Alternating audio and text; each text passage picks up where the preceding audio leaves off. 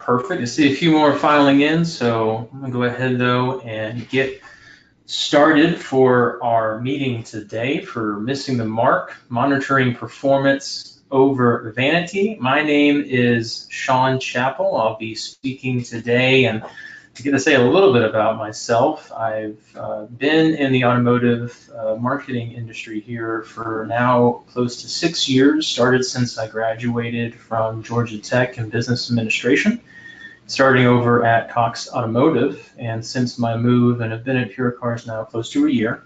Started over in the agency side from my agency partners here as just this January. And from my roots, have really interested, have been, and still and will be into finding out the true return on investment. That's where my heart is, figuring out the performance and processes that really point. And to really surprised when I came into the industry, the type of metrics and areas that we'll speak on today, things that are vanity that when I was first introduced were ultimately what really mattered. I found out talking to partners and in my time have found and used today a lot of things that have been very useful for performance and understanding what is really working, things that we are using here at PureCars, and then also ways that I use it today and hopefully you can take back immediately and start to use in your own analytics accounts and views. So we'll go through those pieces. Just for the purposes of today's meeting as well, so when I say vanity, I really mean is any one metric, right? Any one metric that ultimately trumps context. So I mean bounce rate or last click attribution, any one thing that despite goals, despite how all the pieces come together to paint a picture and tell a story, is ultimately going to decide whether something is successful or not, and we hang our hat on that performance. So my goal here today is so that when you leave and you go back and take what I speak on today, that you can ultimately bring context to your online media sources that can help paint a better picture of your performance and all of your digital marketing efforts moving forward. And some of the ways too we do that at PureCars and some of the ways that I have that implemented with my partners. So we do that really, and I want to speak through some of the ways I do it currently, which is through marking performance and the way I'd be able to place through it. So we're going to speak through some of these areas. There's 4. First, wanting to avoid bouncing over insights. We'll speak into how some of the vanity metrics, the dangers there, what it could cause. We'll want to ask the questions about, are my pages working as hard as I am from the website? There are many paths to your goals, being able to look in and see and monitor the beginning, the middle, and the end of your mediums and how they've led a client or a customer to the goal completion. And then finally, number 4, is my marketing sticky, where we'll be able to see a beta analysis report that Google Analytics provides that get us a better understanding of user retention and understanding if the goals and the strategies we have in place are ultimately bringing back from one month to the next and understanding how sticky those items are. So just moving ahead, through. So bouncing over insights. So this is mainly a question here where bounce rate is one we know fully well, nothing I have to explain. They come in onto the page and ultimately they haven't engaged and moved on from that site any further. And a lot of the times this is one of the #1 vanity metrics that I get spoken to about, is used as a way of measurement on a source and medium. Could be something today that holds a lot of weight, but again, it's only useful in context. So just to speak, before I head in, on the bottom left you'll see, and this will be sent out, so you have these steps as well for everybody that's on the call. Ultimately what I want to use as an example today, because this rate, bounce rate, could have us do exactly what I mentioned above, which is just bounce over the insight specifically, because a very prominent question to ask yourself is the bounce rate as important if where I'm landing them is the actual vehicle on my website? Is it then as important if I'm bringing them directly to what it is that I ultimately want them to test drive in my virtual lot? Really, the answer is no. At that point, I've brought them exactly to where I want them to be. There's no reason for them to click through my website, perhaps to even move forward, especially with all the pop-ups that we have and you know of on your website that gets forms, trades, any of that information. So we want to bring context to that, and I like to use a solution that we have. Just as an example, you could be doing this for yourself as well on Facebook, which is inventory level targeting. or you have the carousel ads. And so these individuals, mainly on a mobile device, which we'll get into devices next, is showing your inventory and allowing them to click through said inventory, and they're ultimately selecting the car they want to see. So when they click, then they go straight to your vehicle detail page. So this is a very important insight that we could bounce over, because these questions lead into the following. If out of my top 10 actual vehicles that I was selected from Facebook, how many of those vehicles are still live in the last 30 days? You can know that information through Google Analytics and not being stopped by the bounce rate, because those are going to be notoriously high, landing straight to the vehicle detail page. And you can go in, just as I have sent here as acquisition, all the way down to selecting your secondary dimension, which is landing page. And then from there, you can actually click on the boxes that Google Analytics provides you. And if it opens up and shows you a 404 error, that car is no longer there. And that's great to know. The example that I use in researching this too, just as recent, 8 out of the 10 were actually gone. They have been turned. But the real insights, something that you'll bounce over, is that what about the 2 that are still there? That's the real question. Why are they still there? Do they have over 30 users? If you're a follower of Dale Pollock, you would know that after 30, that car should be gone.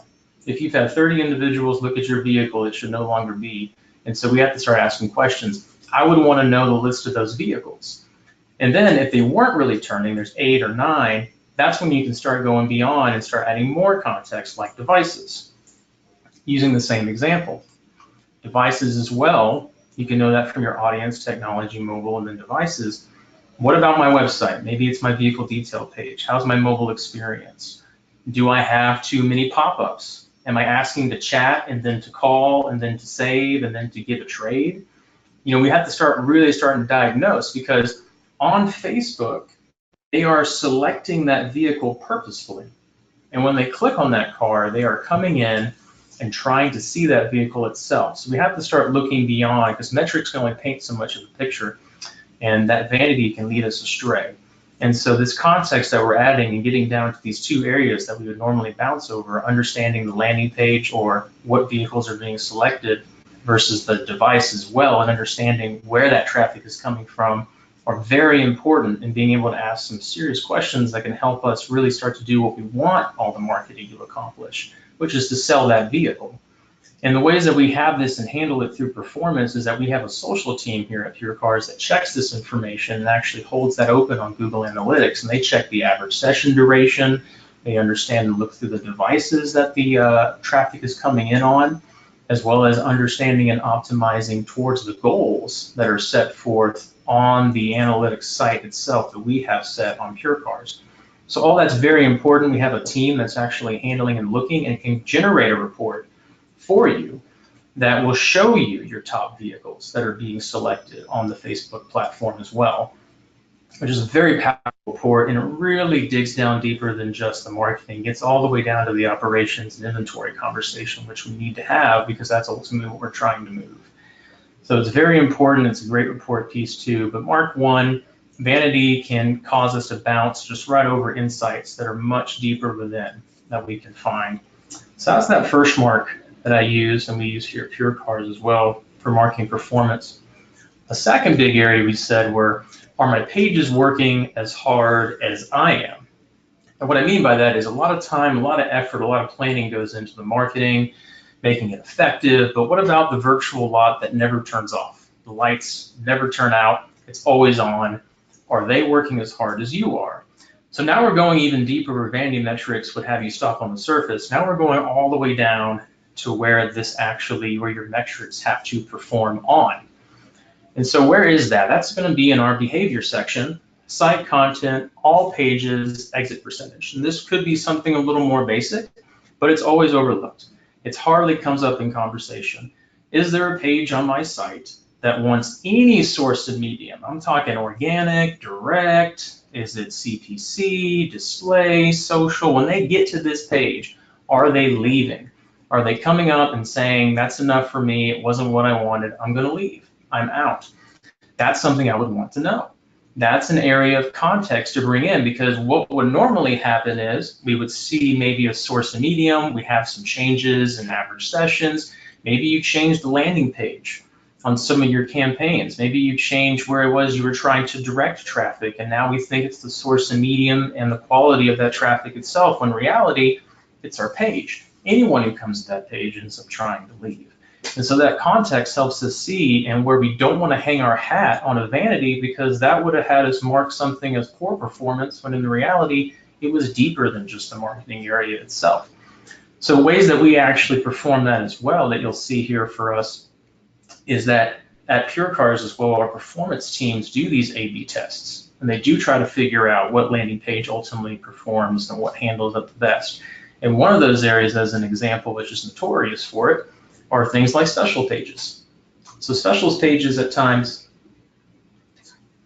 will actually be notorious for either giving them exactly what you want to see, which then re-engages them to go to inventory, and we'll test for that. Or should you be testing for just landing them straight onto the search results page? They've clicked on the advertisement that you want them to understand there's a special for. Now give them the inventory that they can look at and start to be able to apply said special that you're looking for.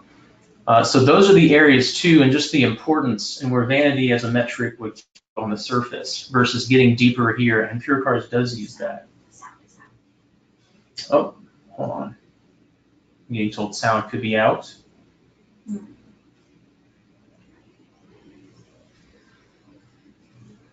Let me type that.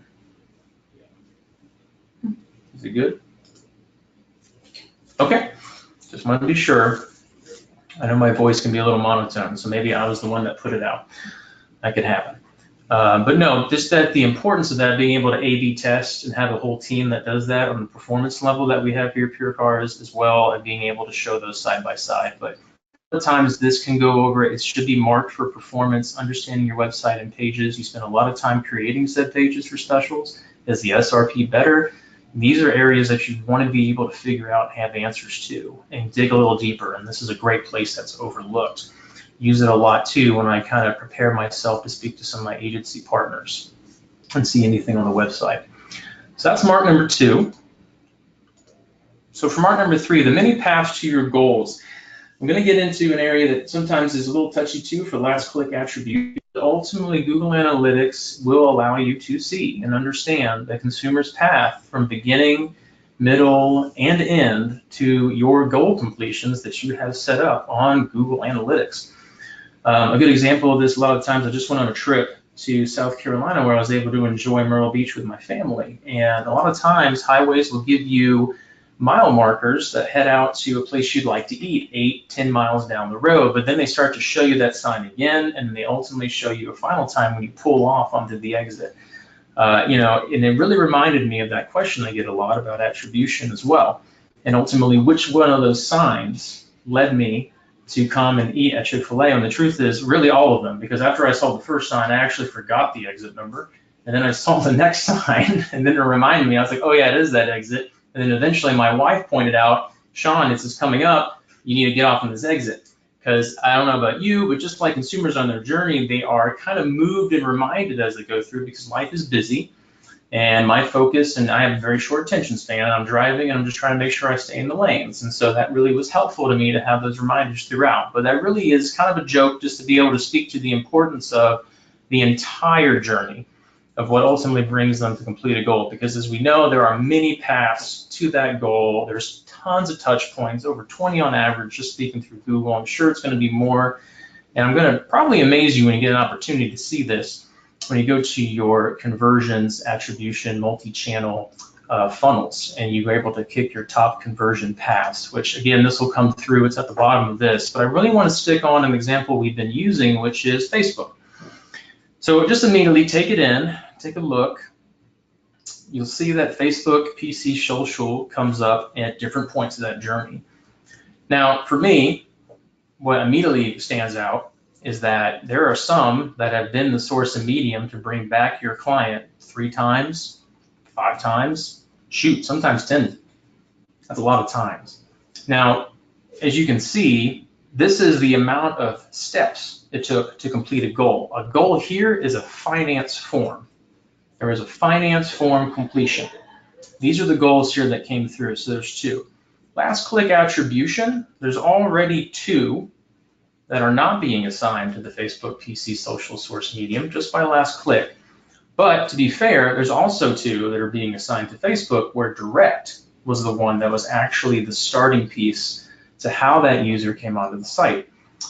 But where am I trying to go with this? Well, on the performance side for PureCars, we prospect and we retarget. So here's that context again coming back over the last click, even starting click, or the middle of the road. The real context is, does this match the strategy that I've invested in into Facebook? I have prospecting, I have retargeting. Well, that means that I should expect to see Facebook throughout all stages. I shouldn't just see that they started the engagement. I should see that they should be following them, and as well as being the last. So for the ones like direct, where they came in, I should see Facebook retargeting and trying to bring them back, into which they ultimately complete that finance form goal. I should see them start. Heck, I should see them down in the middle as well, like I have for the final option. But this is highly important, because immediately we want to go ahead. Am I saying last click attribution has no value? No, I'm not trying to say that for any one metric, just that if that's what you're hanging your hat on, it's become vanity, which is mainly going to be worthless to you without context, to be able to see all the ways and be able to truly evaluate if it's having a place and a part for what's bringing value and ultimately towards the goals that you have set up on your Google Analytics site. So this is going to be usable for anything. I did it through Source and Medium. You'll have this again, like I mentioned earlier, as a way to follow up, so you can look at the step-by-steps. You can use it for your display. You can set this out to any goal that you want to be able to see converted. You can do it from 0 to 30 days. You can do it from 0 to 60, 30 to 60. You can see any time frame you want to see. You just got to be within the context of the story. So this is very powerful. It's great. It's assisted conversions as well. And another one that I really try to mark when I take a look at an account, how it's performing. You can even see it from top 20 of all your source mediums, and that'll probably shock you. So very fun. It's great to check out. Another great mark for me and my partners. So number 4, and this one is fairly new too, at least introductions and me using it, is your marketing sticky? All the money that we spend in order to capture and empty out the bottom of the funnel, they're ready to buy, people that are there, they want to make a purchase, highly important. But how are we filling up the top of the funnel?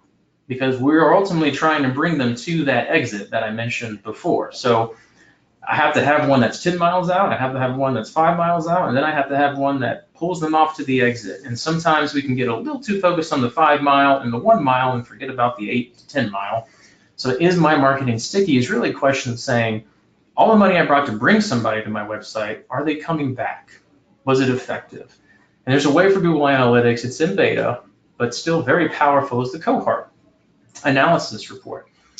So this report is actually under your audience, and then select cohort analysis. It brings you straight to where you can select segments then at that point. It's one of the easiest ones to actually pull into, but looking at this, I just took a snippet, but you can look at this month over month over month. And so why is this important? Well, you see here, this is the PCDN, right? PureCars Display Network Retention. And then there's organic traffic only. So this is just from that source of medium, Google Organic. And what you're going to see as a percentage, which is important here because there's a difference in audience that's being targeted, is that we have, at times 2, sometimes close to 3 times the amount of individuals whose first interaction with the website from PureCars Displays Network, 20% up to 21% will come back the next month, no matter where that might be from any other source. This is just saying that this was their first interaction with your website, and then they came back again the following 30. Now you can look at this on a user retention level. You can look at this as a goal completion or average session or any metric itself, but you can see how it's moved above the vanity of just the metric and saying now the metric has importance, is no longer a pitfall because I put it into the context of what it is that source and medium should be doing. Of course, as organic still has 8 to 10, it should, because you have service, you have individuals that purchased a car and now they need to come back in order to be able to see certain features or things they want to be able to for their warranties or for a number of reasons you can go through. But I would expect when I look at performance, the first thing I would want to know about my display campaigns, if I am prospecting as well as retargeting. So the retargeting portion is most likely, if you're heavy into retargeting like this account is, it would be about 80%, because they have a lot of money in that portion, which is bringing back people that have already visited the website. But for the prospecting portion, it's about equal to how my money is divided.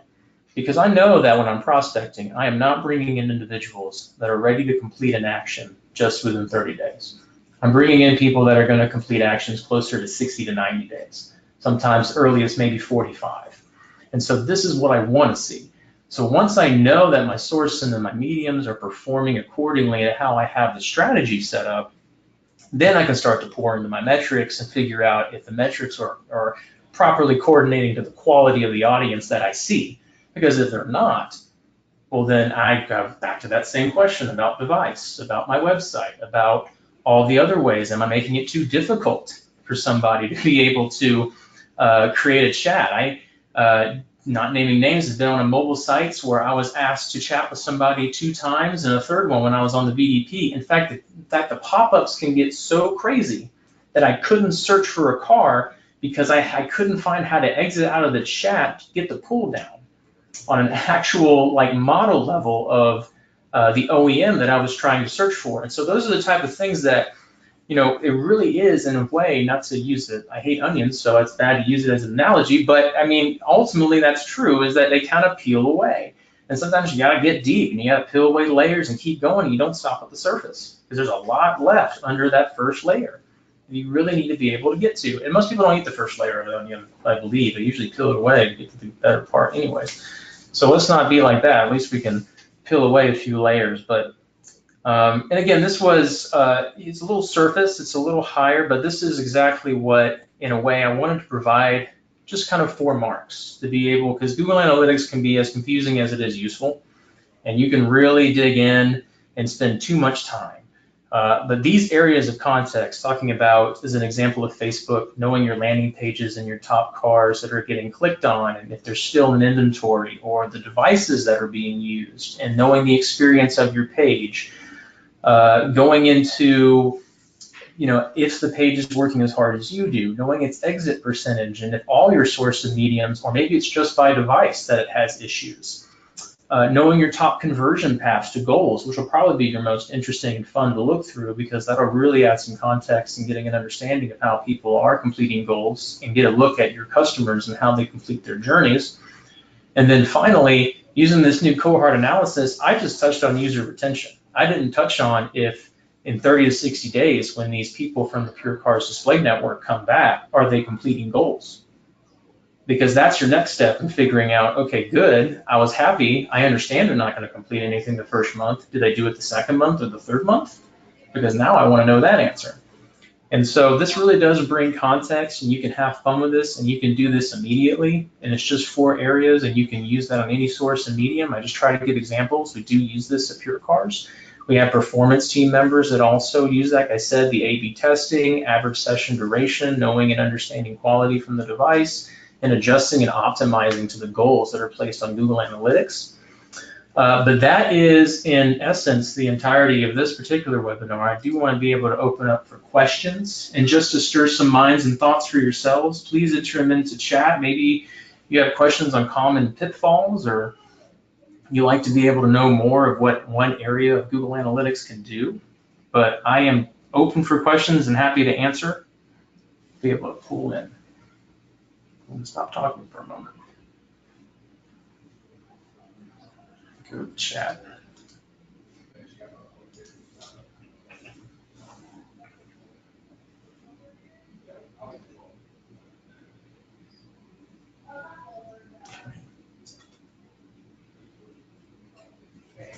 See something coming in.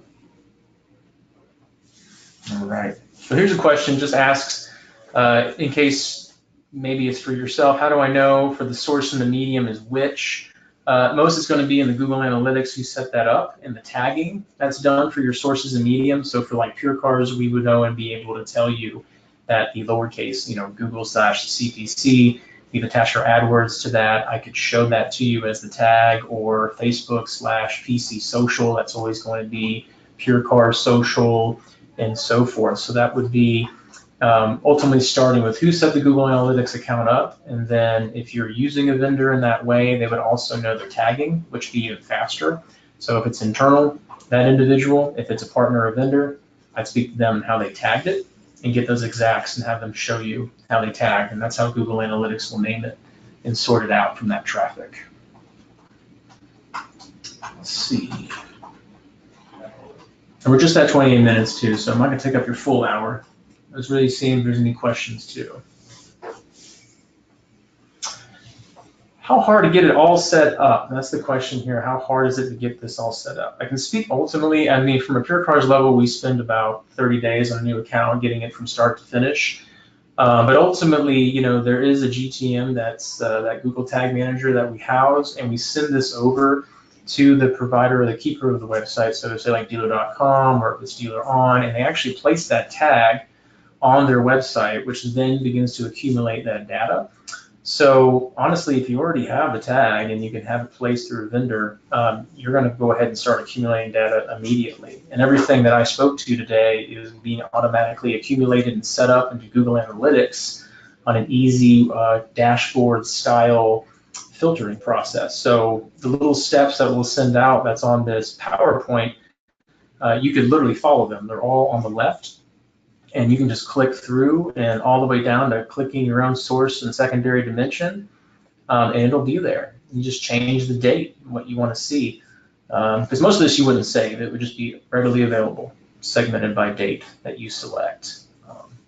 And hopefully if you're with PureCars, you can actually have those questions with you and helped by your own strategy managers to help walk through that. All right, so another question. Are there any other attribution models I should be using if I have a 360 Google Analytics account? I want to go ahead and just mention immediately, if you don't want to go through all the sources and mediums I showed for the top, like goal conversions and the paths that go there, there is a separated section in that same area that just says assisted conversions. So you can immediately get an overview, a high-level look of all your sources and mediums and how many assisted conversions or goal completions that were completed. So you have a very easy to see report that will immediately give you an idea of how many, in addition to last click, if I counted the beginning, the middle, any part of that goal completion, if I counted it, how many would that then give that source and medium? Just be aware though that that number is going to be larger than the total goals that are completed, because that one goal could have had 3 different sources to help complete that one goal. So not to bring any confusion when you do see it.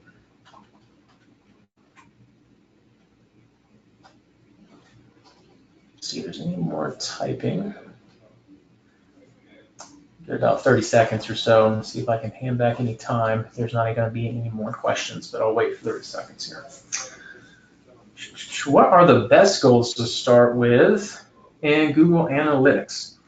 I can be a little partial. Maybe it's just from all the days that I spent originally with the power of the vehicle detail page, because we all know that we're going to have a way to track for with our leads and form fills and finance and trades. And I definitely want those placed in because you want to standardize that like we do at PureCars to be able to look at it through all your sources and mediums to get a proper feel. But I still, and I really do take a lot of stock in the vehicle detail page and how many from a new and a used and a certified, because you really can't even complete a form unless you're looking at a car. It's where it all starts. You know, I can't sell anybody anything unless they walk into my store, unless, you know, Amazon will ship it to you. But basically, you still got to see what it is they're trying to purchase. So it's always a great place to start and to understand like what source medium is driving the most traffic to actually get people that are interested in buying my cars to see my cars. And then from there, apply the other goal completions and context to that number to see a percentage or a conversion from seeing my car to completing a goal. Even if you can set up a way to attach separate call tracking numbers from the source mediums that will feed into your Google Analytics, so you can take in all the ways that individuals like to make contact. Because we all know that sometimes they're not going to call, they're not going to send you a lead, and they'll still walk in to be able to purchase a car. It's why a lot of the times they know more about the vehicle sometimes than some of your salespeople. And they come in and start asking questions as they do all the research online. So, how hard is this to manage this on my own or in-house in my team? Let's see. I think when you first start, that will probably be the longest amount of time because you'll ultimately want to dig a little deeper past just 30 days. You'll probably want to see 60, 90, get an overview, see month over month. But once you've really established and got a feel, I would say per account, I probably spend about 15 minutes if I wanted to get a good feel for the Google Analytics portion of what happened last month, get my top vehicles clicked on Facebook, report created, and then take a look at the cohort analysis as well as my top like assisted conversions. You know, once you kind of get in a groove, you're really taking about 5 minutes each. You're getting a feel, you know where to go. So, but the first time I do it, it probably takes closer to 30, 45 minutes for the account because I'm going to see month over month. I'm going to try to look up in my history of changes and try to match that history of changes to my results. But once you set it up and you start to track it just every month, it becomes much more scalable. And yeah, and that's part of the portion too is, at least from the PureCars side, I know for myself, that's what we handle it on a day-to-day in and out from all the performance teams that we have. So in a similar way, we separate that from strategy to performance to setup. And so it really does allow us to provide that inside information on a steady week over week, month over month basis too. So that's the best way that I can think of. Right. Okay. Well, just for it to come in, not any more questions. Just take about 10 seconds. I don't think it's going to be the way it's coming in. It's a good amount of questions. Hopefully, that was interesting and all those pieces. But it's been a pleasure. Thank everybody for coming out and giving me your valuable time. We're going to wrap up. If there's any questions as well, I do have here on the slide too. Liz will be happy to be able to take those in, appropriately be able to answer any of them, as well as sending them back out for answers as well, and then having this once more marketing template to be able to use to your advantage. Very exciting. So thank you again for your time, and we'll give you back the rest of the hour, and have a great rest of the day. Heck yeah. All right.